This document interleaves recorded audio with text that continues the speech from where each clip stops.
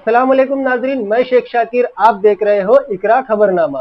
आज हम लाडली बहन योजना को लेकर बहुत ही बड़ी अपडेट लेकर आए हैं। आप लोगों के लिए बहुत ही बड़ी खुशखबरी की खबर लेकर आए हैं। आज हम आपको बताने वाले हैं कि लाडली बहन योजना की ई-केवाईसी कैसे कंप्लीट होने वाली है। आपको पूरी तफसील के साथ हम इस वीडियो में बताएंगे, लेकिन उससे पहले आप लोगों के लिए एक और खुशखबरी है। आज हमने आंगनवाड़ी की हेड मैडम से बात की, जिन्होंने सारी तफसील बताई लाडली बहन योजना को लेकर।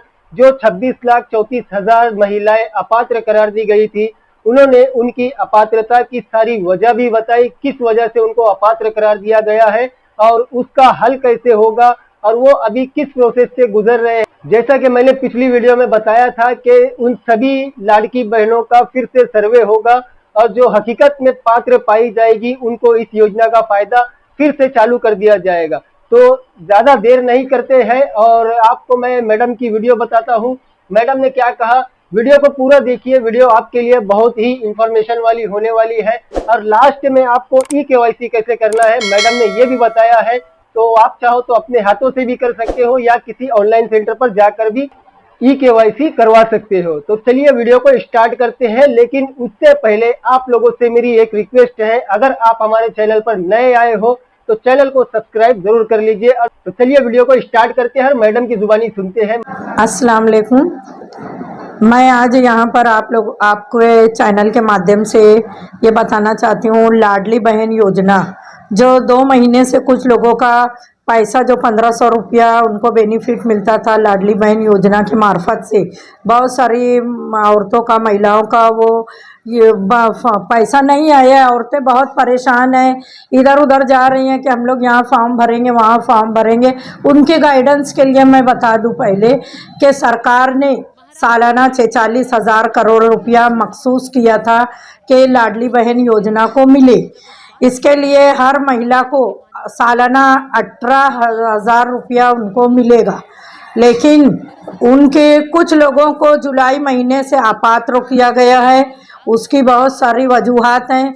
आपकी क्या वजह होंगी, आप खुद ही मेरे ये जब तुम न्यूज़ देखेंगे तो आप खुद सोचो कि मेरा क्या गलती हुई है। सबसे पहले औरत की उम्र, महिला की उम्र 21 से 65 साल होना ज़रूरी है। किसी की 21 साल से कम होगी, 65 साल से ज़्यादा होगी, वो औरत अपात्र हो गई, उसको उस लाडली बहन योजना का वो फ़ायदा नहीं मिलेगा। दूसरा नंबर पे ई-केवाईसी होना बहुत ज़रूरी है। वो लोग मैसेज भी बैंक वाले देते हैं तो वो ध्यान नहीं देते, या कभी मैसेज नहीं आ पाता है। आधार से जो मोबाइल नंबर लिंक होता है वो नंबर बंद होता है, उनको मालूम ही नहीं पड़ता कि हमारा अकाउंट ई-केवाईसी नहीं हुआ है। जुलाई अगस्त में हर साल ई-केवाईसी होना ज़रूरी है। ई-केवाईसी होने के लिए सबसे पहले हमारा जो आधार, जन्म और बैंक का अकाउंट एक ही होना चाहिए।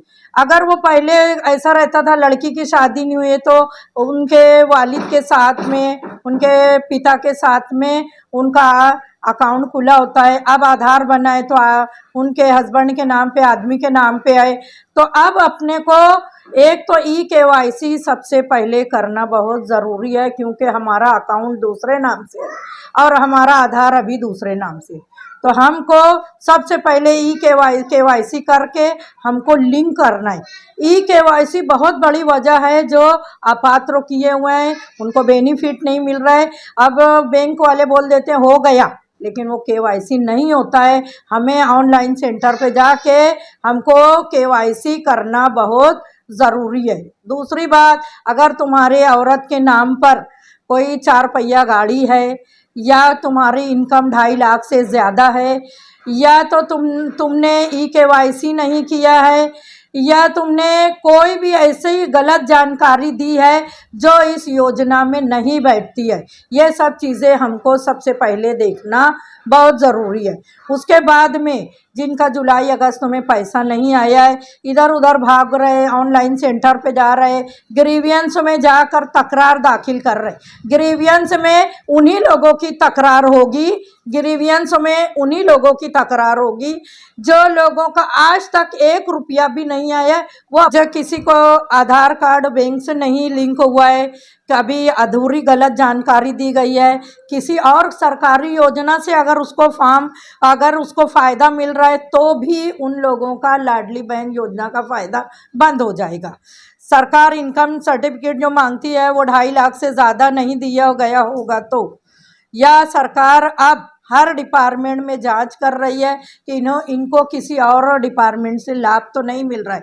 अगर कहीं और से लाभ मिल रहा होगा तो तुमको लाडली बहन योजना का फ़ायदा नहीं मिलेगा। अब अगर जिनका जुलाई अगस्त में पैसा नहीं आया है उनका फिर तपासनी होने के लिए गवर्नमेंट ने हम लोगों को आंगनवाड़ी सेविका मददनीश को दे रही है। यह अलग बात है कि हमारा अभी जो सरकार से एक लड़ाई चालू है कि हम लोग जो सेविका मददनीश ने पीछे फॉर्म भरा था, सरकार ने कहा था 50 रुपया प्रोत्साहन भत्ता देने की बात कही थी, लेकिन आज तक सरकार ने कुछ सेविका को कुछ पैसा दिया है, पूरा पैसा भी सेविका को नहीं मिला है। मददनीश को आज तक एक पैसा भी नहीं दिया गया।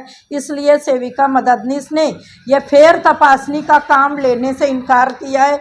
हर एक ने अपने ICDS ऑफिस में जाकर सेविका मददनीश ने एक तकरार दाखिल किया है कि हम फेर तपासनी का काम नहीं करेंगे। इसलिए अभी थोड़ा देरी हो रही है, लेकिन सरकार अभी एक मन बनाई है कि जिन लोगों का तकरीबन 26 लाख लोग जो पूरे महाराष्ट्र में है, नासिक ज़िले में 10 लाख लोगों का ये लाडली बहन योजना का जो बेनिफिट है उन्होंने बंद किया है, इसको फेर तपासनी में डाला है। ये फेर तपासनी में होगी उनकी उम्र 21 से 65 साल के दरमियान है कि नहीं, KYC किया है कि नहीं, 2.5 लाख से ज़्यादा इनकम तो नहीं है, किसी और योजना से उसका फ़ायदा तो नहीं मिल रहा है। ये सब अभी पूरी जानकारी हम आंगनवाड़ी सेविका मददनीश को दी जा रही है। हमने तो अभी नहीं लिया है, लेकिन अगर जैसे ही हमारी मसलियत होगी सरकार से, हम ये फेर तपासनी करके, और किसी और डिपार्टमेंट से भी हो सकता है सरकार उससे काम ले, तो ये फेर तपासनी होगी। फेर तपासनी के बाद वापस ये फॉर्म जाएगा और वापस फॉर्म भरने के बाद उनको फिर से उनका जो पात्र लाभार्थी होंगे, जिन लोगों का इन तमाम नियम में वो लाडली बहन योजना का जो नियम है अगर उसमें जैसे ही बैठता है तो फौरन उसको उसका लाभ मिलना शुरू हो जाएगा।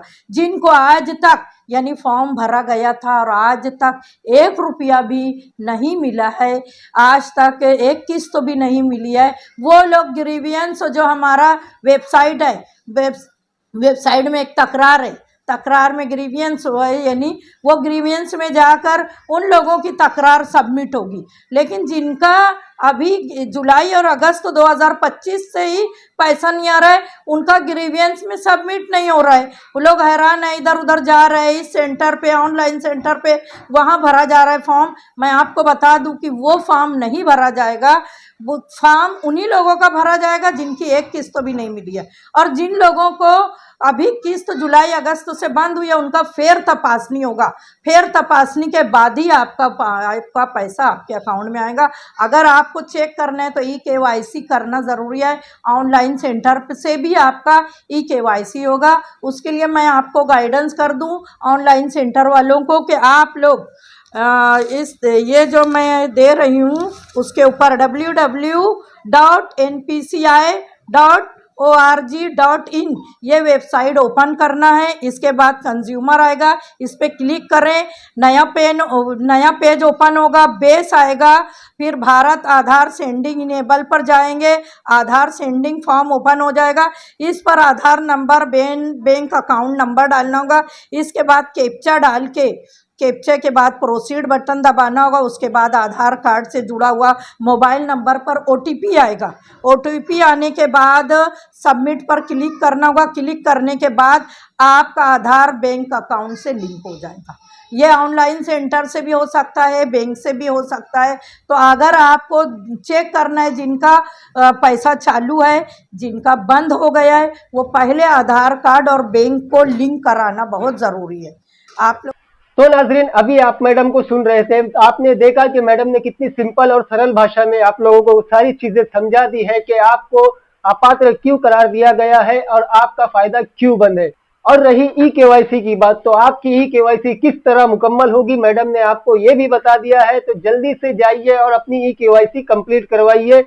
किसी भी सीएससी सेंटर पर जाकर जो आपके नजदीक हो, आपके घर के करीब हो, वहां पर जाकर उसको बताइए कि इस वेबसाइट पर जाइए और हमारी लाडली बहन योजना की ई-केवाईसी कंप्लीट कर दीजिए। आपको सिर्फ ई-केवाईसी करना है। वो ई-केवाईसी आप चाहो तो बैंक में भी कर सकते हो या तो फिर किसी और पोर्टल से। आपको सिर्फ और सिर्फ आधार कार्ड को बैंक अकाउंट से लिंक करना है, उसी का नाम ई-केवाईसी है। जरूरी नहीं है कि आप लाडली बहन योजना के पोर्टल पर ही ई-केवाईसी करो, पोर्टल कोई और भी हो सकता है। तो आप जो पोर्टल मैडम ने बताया है उस पोर्टल पर जाकर ई-केवाईसी कंप्लीट करवा लीजिए।